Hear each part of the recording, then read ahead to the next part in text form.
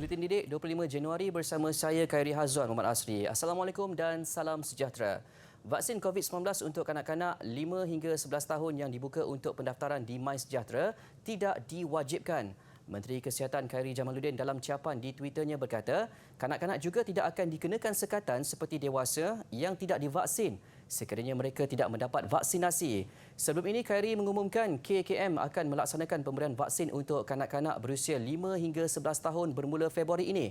Sebaik saja vaksin Pfizer tiba di Malaysia mulai 31 Januari.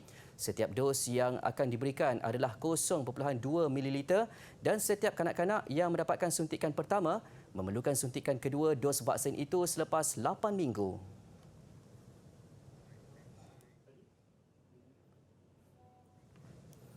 Setakat ini, seramai 1,494 pelajar di seluruh negeri Kedah positif COVID-19 sepanjang tempoh 1 Januari lalu hingga semalam. Menurut Pengarah Kesihatan Kedah Dr. Othman Warijo, pelajar berusia antara 7 hingga 18 tahun itu bagaimanapun dilaporkan stabil selepas menjalani rawatan. 1,493 kes atau 99.9% pelajar berkenaan berada dalam kategori 1 dan 2, manakala 0.1% atau 1 kes kategori 3. Daripada jumlah itu, 915 kes masih dirawat, manakala 579 kes termasuk seorang pelajar dalam kategori 3 sudah sembuh.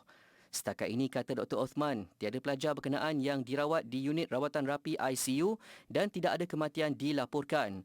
Dalam pada itu, beliau berkata 90 warga sekolah menengah kebangsaan SMK Kulim disahkan positif COVID-19 membabitkan kluster Dah Sungai Balak Sabtu lalu. Satu lagi kluster pendidikan iaitu kluster Dah Mutiara Naga membabitkan sebuah tadika swasta di Kubang Pasu turut dikesan pada hari sama. Sebanyak 41 kes dilaporkan dalam kluster terbabit sekaligus menjadikan jumlahnya 11 kluster COVID-19 berkaitan pendidikan di Kedah setakat ini. Penularan jangkitan COVID-19 dalam kalangan pelajar sekolah dan institusi pengajian tinggi IPT di Melaka menunjukkan peningkatan ketara. Pengarah Kesihatan Negeri Dr. Rusdi Abdul Rahman berkata, pihaknya menjangkakan lebih banyak sekolah dan IPT bakal menghadapi penularan jangkitan itu jika prosedur operasi standard SOP tidak dipatuhi sepenuhnya. Kita nampak ada peningkatan.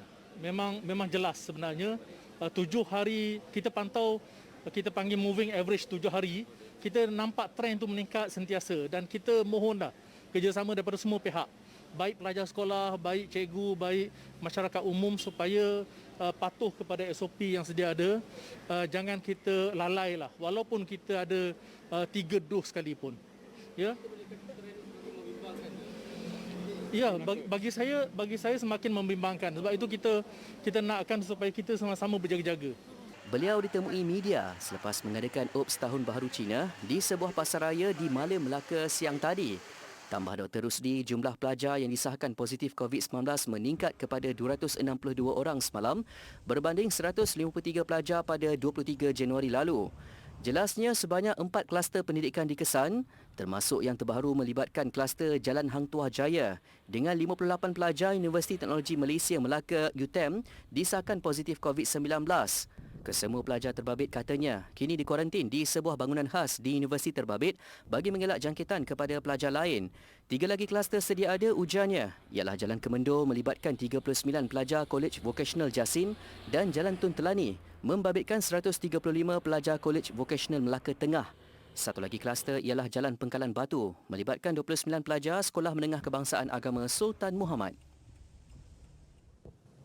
Kerajaan mempertimbang memberi kelonggaran prosedur operasi standard SOP bagi kemasukan pelancong asing apabila sempadan negara dibuka kelak. Perdana Menteri Datuk Seri Ismail Sabri Yaakob berkata ia bagaimanapun bergantung kepada penilaian risiko dan pandangan Kementerian Kesihatan KKM selain turut mengambil kira kadar lengkap vaksinasi negara. Berucap pada Majlis Amanat Perdana Menteri bersama warga Jabatan Perdana Menteri JPM di bangunan Perdana Putra Putrajaya siang tadi, beliau memaklumkan industri pelancongan paling teruk terjejas ekoran pandemik COVID-19.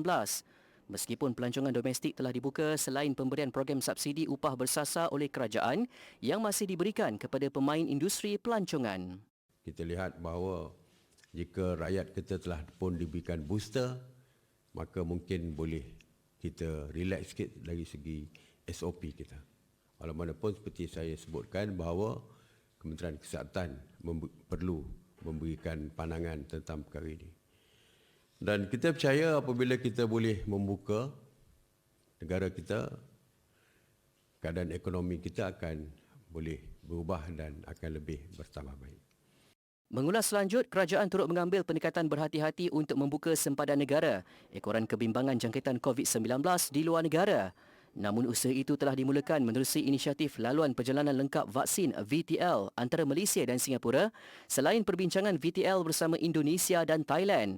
Dalam ucapan sama, Perdana Menteri mengulangi pendirian kerajaan yang tidak bercadang untuk menutup sektor ekonomi dan menyekat pergerakan rakyat.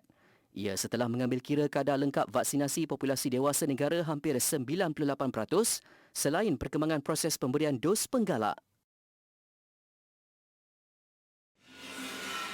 Sementara itu, 10,906,259 individu atau 46.6% daripada populasi dewasa di negara ini telah menerima dos penggalak vaksin COVID-19 setakat tengah malam tadi. Data laman COVID Now menunjukkan 22,617,313 individu atau 97.9% populasi dewasa telah lengkap dos vaksin. Data sama menunjukkan lebih 23 juta atau 99.1% golongan itu menerima sekurang-kurangnya satu dos vaksin. Bagi populasi remaja berusia 12 hingga 17 tahun pula, 2,782,131 individu atau 88.4% telah lengkap divaksin. Manakala 2,864,738 individu atau 91% daripada kumpulan itu menerima sekurang-kurangnya satu dos.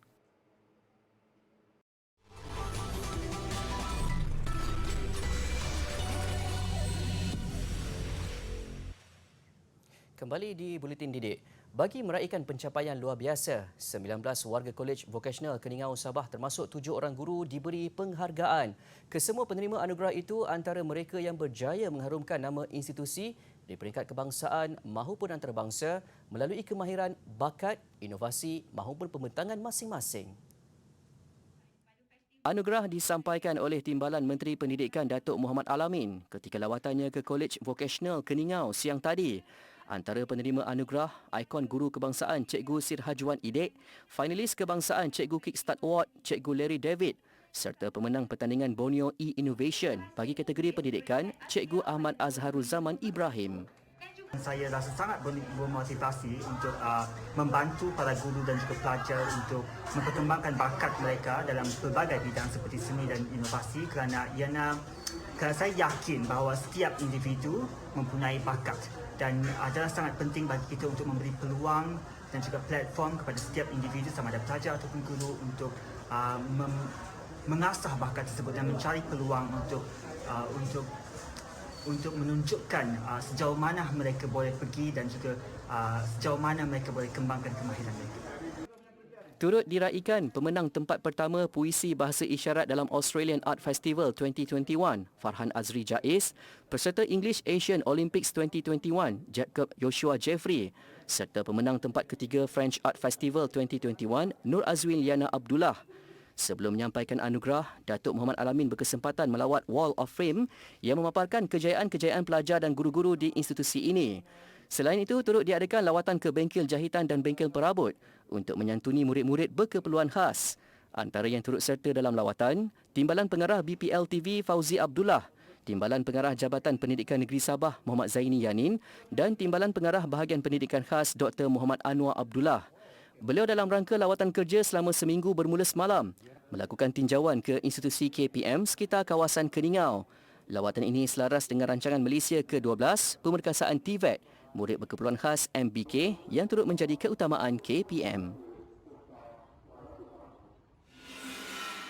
Sementara itu, kerajaan meluluskan peruntukan RM48 juta bagi membina bangunan baharu Sekolah Kebangsaan SK Rampayan Manggatal Kota Kinabalu. Pembinaan bangunan sekolah itu akan dilakukan di tapak baharu seluas 20.2 hektar iaitu tanah rizab pendidikan di Kingfisher Likas. Timbalan Menteri Pendidikan Datuk Muhammad Alamin berkata, pembinaan bangunan baharu itu juga bagi menggantikan bangunan sekolah sedia ada yang daif selain sering berdepan masalah banjir. Ketika ini jelas Datuk Muhammad, KPM dan Jabatan Kerja Raya sedang menyelesaikan beberapa urusan teknikal. Kata Datuk Muhammad lagi, pihaknya berharap pelaksanaan projek ini dapat dipercepatkan kerana sekolah berkenaan berdepan dua isu besar, iaitu sering dilanda banjir dan sekolah daif yang perlu dinaik taraf segera. Semalam Datuk Muhammad melawat Institut Pendidikan Guru IPG Kampus Gaya sempena lawatan tindak susul Parlimen di Sabah. Ia bagi meninjau kemudahan infrastruktur yang diperlukan di institusi terbabit untuk keselesaan pelajar dan kaki tangan. Besar bakatnya dalam sukan bola sepak, namun besar lagi impian untuk membanggakan kedua ibu bapa dan guru yang mengajar. Itu hasrat dikongsikan Nur Kaisarah Inarah Muhammad Tarmizi, murid tahun 6 Sekolah Kebangsaan Tandok Besar di Kuala Nerang, Kedah. Seperti pepatah, kecil-kecil cili api. Nur Kaisarah sebenarnya telah beberapa kali memenangi acara timbang bola di peringkat kebangsaan. Anak sulung daripada tiga beradik ini memberitahu dia mula bermain bola pada usia 6 tahun dan menyertai pasukan Kenari Kids Kuala Nerang di bawah program asuhan bakat Persatuan Bola Sepak Negeri Kedah. Dinilai melalui bakat dimiliki, Nur Kaisarah kemudian diangkat ke dalam pasukan Kuala Nerang KN Kiara Football Club sejak tahun lalu. Kata kanak-kanak ini, walaupun tiada dalam keluarganya yang bermain bola sepak dan ayahnya hanya aktif dalam sepak raga, namun dia mendapat sokongan penuh daripada ahli keluarga yang mahu melihat kejayaannya sehingga ke peringkat tertinggi. Masa menang timbang bola dan saya dapat membanggakan ibu bapa saya. Mak saya dan ayah saya memberi sokongan yang sangat baik dan guru-guru dan saya terima kasih banyak-banyak sebab mengajar saya selama ni. Jadi pemain wanita Malaysia. Menurut pihak sekolah, bakat kanak-kanak itu dikesan seawal tahun 1 ketika melakukan aktiviti sukan di Padang. Sehingga kini dia mendapat latihan daripada guru sukannya Cikgu Muhammad Zahari Muhammad Zain. Pencapaian Kaisarah ni alhamdulillah sampai dia umur 12 tahun ni darjah 6, Kaisarah dah sampai ke peringkat kebangsaan. Dia dalam semasa pandemik ni dia menyertai pertandingan secara atas talian. Pertandingan timbang bola ni dia mendapat johan di peringkat daerah, johan di peringkat negeri dan telah capai ke peringkat kebangsaan.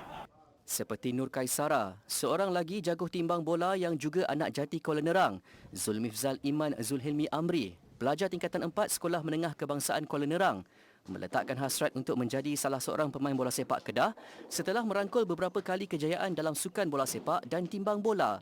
Dengan penuh keyakinan, Zulmifzal berkata dia bersedia untuk beraksi di pentas profesional. Saya mendapat sokongan dari pihak sekolah, terutamanya cikgu-cikgu yang banyak membantu saya lah. Impian saya ingin bermain bola sepak dari peringkat tertinggi. Pemain bola sepak Kedah. Setakat ini pencapaian saya sampai kebangsaan.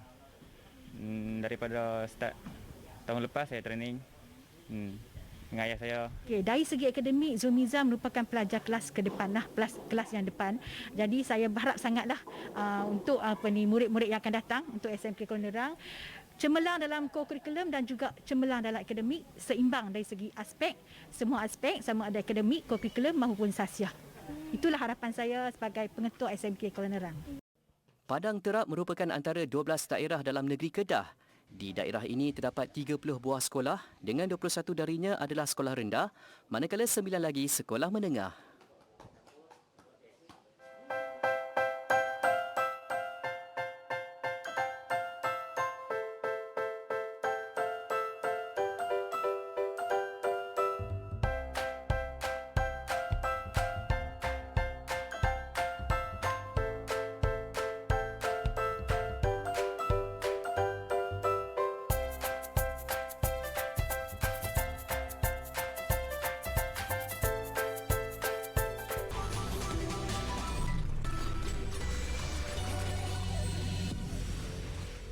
Bermula 11 Februari depan, United Kingdom tidak lagi mewajibkan ujian saringan COVID-19 dan kuarantin bagi pengembara lengkap vaksin yang tiba ke negara itu. Ia pelaksanaan fasa baharu dalam strategi berdepan pandemik di negara itu. Menurut Setiausaha Pengangkutan Ground Shapes, langkah ini didapati mampu menjadikan suatu perjalanan lebih murah dan mudah. Secara tidak langsung menjadi penentu kepada sektor pelancongan dan penerbangan Britain. Ketika ini, pengembara yang tiba di negara terbabit perlu menjalani ujian saringan dalam tempoh 2 hari. Sementara mereka yang tidak divaksin perlu dikuarantin 10 hari dan jalani beberapa ujian sebelum dan selepas ketibaan. Dalam pada itu, Britain juga akan mula mengiktiraf vaksin dari 16 negara lagi, termasuk China dan Mexico, menjadikan 180 negara secara keseluruhannya. Sementara itu, individu yang tidak lengkap vaksinasi di Perancis tidak lagi dibenarkan makan di restoran, bar, mengunjung kawasan percutian dan venue sukan. Hanya mereka yang sembuh daripada dijangkiti COVID-19 dalam tempoh 3 bulan diberi kelonggaran. Rang undang-undang baharu itu berkuat kuasa secara rasmi semalam. Ia memperuntukkan rakyat negara berkenaan menggunakan pas vaksinasi sebagai usaha kerajaan memerangi pandemik. Musim panas lalu, Perancis mewajibkan penggunaan pas kesihatan, namun ia disalahguna dengan mendapatkan keputusan ujian negatif. Justru RUU baharu itu memerlukan pekerja restoran menyemak pas vaksinasi menggunakan kod QR bagi memastikan kesahihannya. Penguatkuasaan terbabit menimbulkan pelbagai reaksi rakyat negara itu. Bagaimanapun, majoritinya bersetuju dengan pelaksanaan berkenaan yang dianggap langkah perlu bagi membendung penularan COVID-19. Kerajaan Perancis turut mengumumkan beberapa sekatan baru bagi mengekang penularan varian Omicron. 3 jirim yang kita biasa dengar adalah pepejal, cecair dan juga gas. Jadi sebenarnya gas boleh dibahagikan kepada 2 lagi, iaitu gas yang dipanaskan dan gas yang disejukkan. Yang disejukkan kita panggil dia sebagai Einstein-Bose condensate, dan satu lagi gas yang dipanaskan kita namakan dia sebagai plasma. Jadi hari ini kita nak tunjuk plasma. Okey, so kalau kita tengok di sini, plasma tu akan melalui tangan saya. Plasma adalah gas yang dipanaskan. Selain daripada itu, dia mempunyai elektron-elektron yang terlepas daripada molekulnya. Kalau elektron terlepas, kenapa? Jadi kita nak tengok eksperimen ni. Okey, jadi bila saya letakkan lampu Kalimantan di tiub plasma, lihat bagaimana elektron melalui tiub ini dan menyalakan lampu. Jadi kalau kita asingkan, dah tak menyala lagi. Dan kita kembali ke sini, lihat bagaimana lampu Kalimantan boleh menyala. Dan satu lagi, mesti tahu manusia yang terdiri daripada 70% air adalah konduktor yang bagus.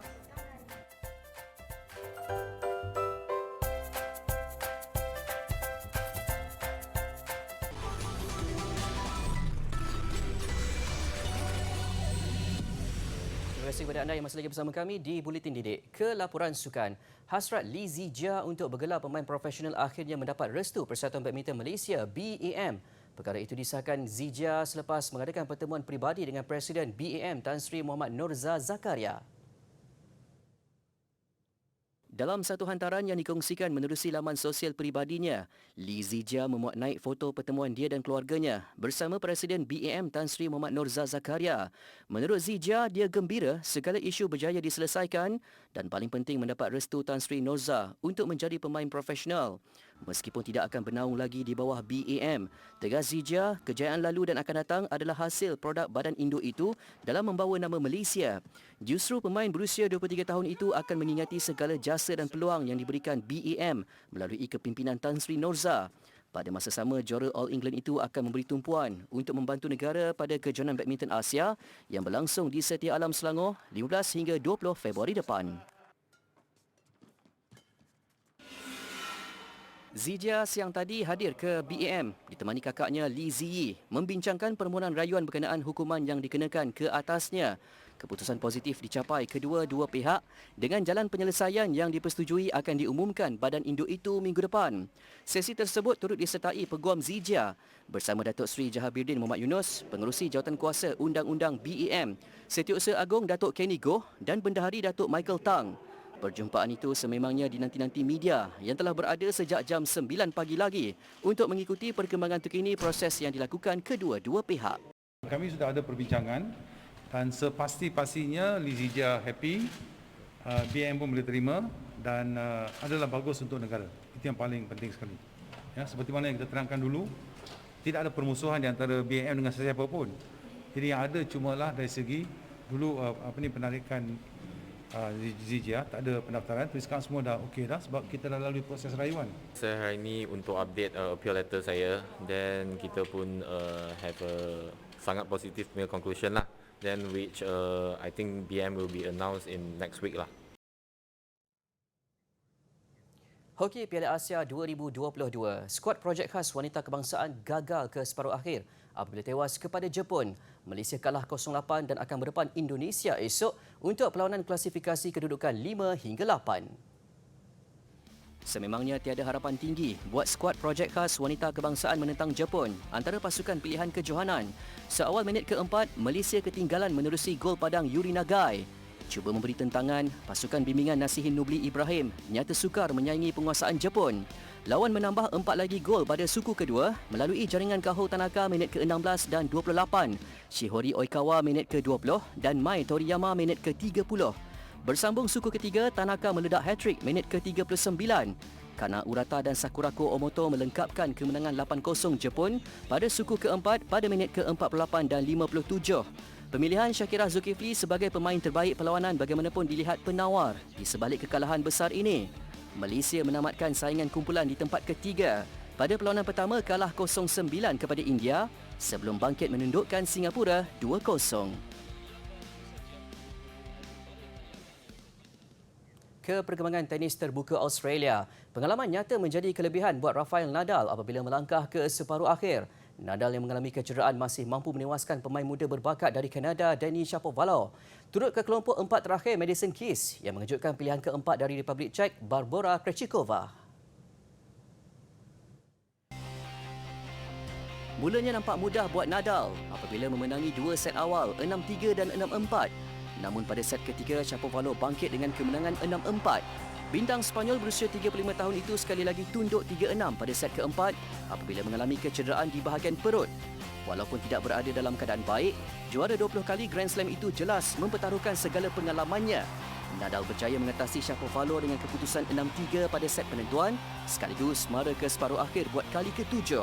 Pada saingan wanita, pemain Amerika Syarikat Madison Keys turut berjaya meneruskan kemarahan ke separuh akhir apabila menyingkirkan pilihan keempat dari Republik Czech, Barbora Krejcikova 6-3, 6-2. Keys jelas berada dalam kelas tersendiri, menewaskan juara terbuka Perancis itu sekalipun beraksi dalam keadaan cuaca panas di Melbourne Park. Pada separuh akhir, Keys akan berdepan pemain tuan rumah yang juga pilihan utama Ashley Barty.